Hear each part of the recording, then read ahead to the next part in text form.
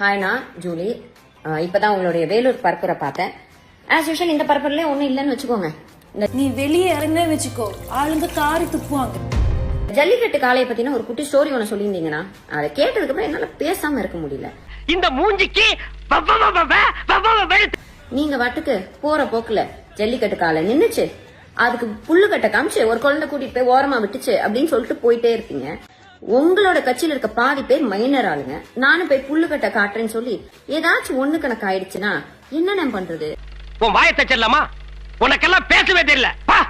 50 இருக்கட்டும்னே, 500 ஆக்கிடாதீங்க.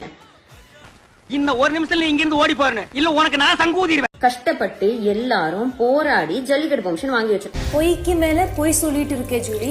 கஷ்டப்பட்டு எல்லாரும் போராடி ஜல்லிக்கட்டு பெர்மிஷன் வாங்கி வச்சு, பொய்க்கு மேல பொய் சொல்லிட்டு இருக்கே ஜூலி.